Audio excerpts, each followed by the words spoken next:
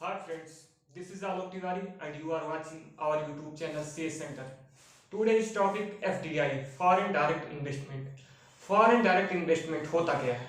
चलिए देखते हैं कि साधारण भाषा में फॉरेन डायरेक्ट इन्वेस्टमेंट को कहते क्या है। तो जब कोई विदेशी कंपनी किसी दूसरे देश में आकर इन्वेस्टमेंट करती है तो उसे कहते हैं फॉरेन डायरेक्ट इन्वेस्टमेंट। जैसे एग्जाम्पल के तौर पर देखें तो जैसे एप्पल एक आईफोन मैन्युफैक्चरिंग कंपनी है, अमेरिकन कंपनी। वो अगर जापान में जाकर इन्वेस्टमेंट करती है तो उसे क्या कहते हैं? Foreign direct investment. तो चलिए इसकी डिफिनेशन को थोड़ा हम देख लेते हैं, उसके बाद और क्लियरिटी थोड़ा हमको मिलेगी। FDI, foreign direct investment. FDI means foreign direct investment. तो एफडीआई का मतलब होता क्या है अगर सीधे भाषा में देखें? Means a foreign entity acquires ownership or controlling stake in the shares of a company in one country or establish businesses there, from pharmaceuticals to automobiles to textile to railway etc. It is completely depend upon कि वहाँ की government ने कैसे permit दे रखी है।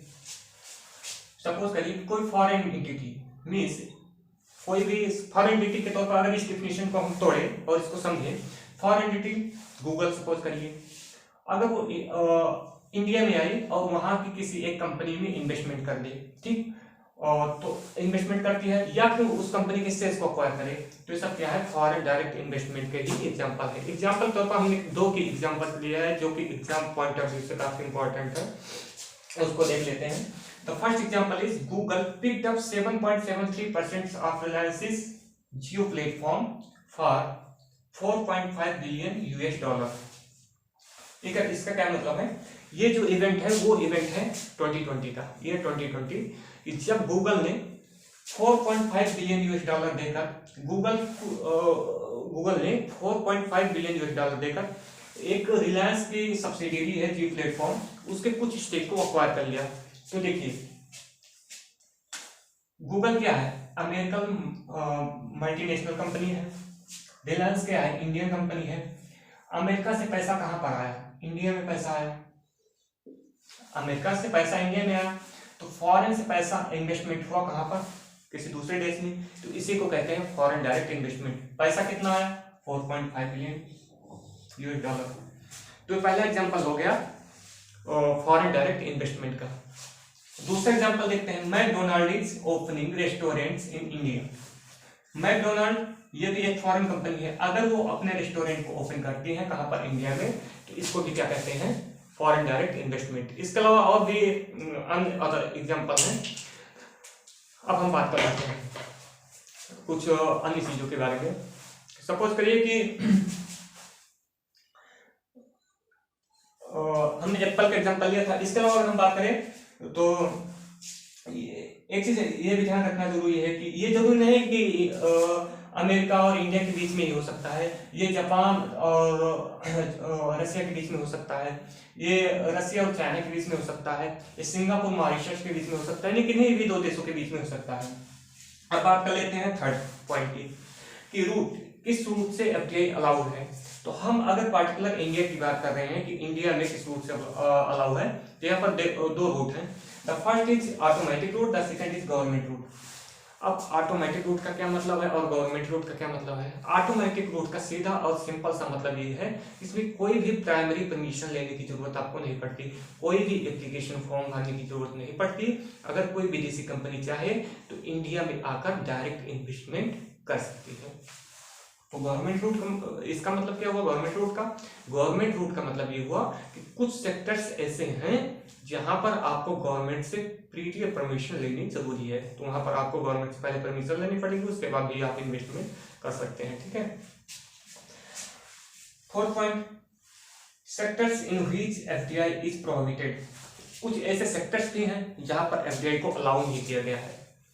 इसका क्या मतलब हुआ? इसका सीधा सा मतलब ये हुआ कि इंडिया के लिए जो सेक्टर्स काफी सेंसिटिव हैं उन सेक्टर्स के लिए एफडीआई को अलाउ नहीं किया गया है। सपोज करिए एग्रीकल्चर सेक्टर्स, हमको पता है हमारा देश जो कृषि प्रधान देश है, हमारे देश की जनसंख्या इतनी ज्यादा है, तो हम ये नहीं चाहते कि हम जो है एग्रीकल्चर जो सेक्टर्स है ये किसी विदेशी कंपनी के हाथ में सौंप दें। इस पर जो कंट्रोलिंग होनी चाहिए वो हमारे देश की किसी कंपनी का हो या फिर हमारी गवर्नमेंट का हो, क्योंकि हमारे देश की पॉपुलेशन बहुत ज़्यादा है और हमको काफ़ी ज़्यादा जो है खाद्य सामग्री की जरूरत पड़ती है। दूसरी की अगर बात करें तो एटॉमिक एनर्जी, इस पर ये one of the most sensitive area है। सपोज करिए अगर कोई भी देश अपनी एटॉमिक एनर्जी, सपोज करिए इंडिया अगर अपनी एटॉमिक एनर्जी के लिए एफडीआई अलाउ कर दे, क्या होगा? कोई मल्टीनेशनल कंपनी इतना पैसा लेकर आएगी और जो एटॉमिक एनर्जी है उसमें इन्वेस्टमेंट करेगी, कंट्रोलिंग उसके पास चली जाएगी, तो एटॉमिक एनर्जी होने का क्या फायदा? जरूरत पड़ने पर हमको मिलेगी ना। इसलिए इंडिया ने पहले इन सब चीजों में बैन लगा रखा है कि कोई भी बाहरी कंपनी आकर इन सेक्टर्स में इन्वेस्टमेंट नहीं कर सकती। इसके अलावा अगर देखें तो टोबैको इंडस्ट्री है, ये भी काफी सेंसिटिव एरिया है, यूथ के लिए काफी जरूरी है कि इन सब चीजों को कंट्रोल करके रखा जाए। तो तंबाकू इंडस्ट्री भी काफी सेंसिटिव एरिया है। इसके अलावा रियल एस्टेट हो गया, chit fund investment, chit fund investment इसका तो काफी एग्जांपल आप मूवी से दे सकते हैं। हेरा फेरी मूवी आपने देखा है, 21 दिन में पैसा डबल। पता चले कोई फॉरेन कंपनी है यही प्लान लेकर 21 दिन में पैसा डबल, 22 दिन लेकर चली गई, तो जो सिटीजन हो गए जिस देश सपोज इंडिया में लेकर आई, तो इंडिया के लोग किसके पास जाएंगे? सरकार के पास जाएंगे, भैया 21 दिन में पैसे डबल करने आए थे, अब वो 22वें दिन लेकर भाग गए, तो गवर्नमेंट के पास जाएगी, अल्टीमेटली रिस्पॉन्सिबिलिटी गवर्नमेंट की होगी। गवर्नमेंट बहुत चालाक, वो पहले से पता है कि इन रूट को बैन करके रखो, एफडीआई इसमें परमिट ही मत करो। एक पता लगी 21 दिन में पैसा डबल, 22वें दिन चली गई, सारी रिस्पॉन्सिबिलिटी गवर्नमेंट की, हरियाणा गवर्नमेंट को देना पड़ जाएगा, क्योंकि एफडीआई जो आती है ऑटोमेटिक रूट से आती है। फिर भी गवर्नमेंट को पता होता है कि देश में इन्वेस्टमेंट तो हो रहा है ना। अगर सपोज करिए गूगल इन्वेस्टमेंट आकर करेगी, एप्पल इन्वेस्टमेंट आकर करेगी, फोर्ड इन्वेस्टमेंट आकर करेगी, या फिर इसके अलावा और किसी कोई मल्टीनेशनल कंपनी इन्वेस्टमेंट आकर इंडिया में करेगी, तो इंडिया की गवर्नमेंट को तो चाहे जिस रूट से आए ऑटोमेटिक से गवर्नमेंट से उसको तो पता होगा ना।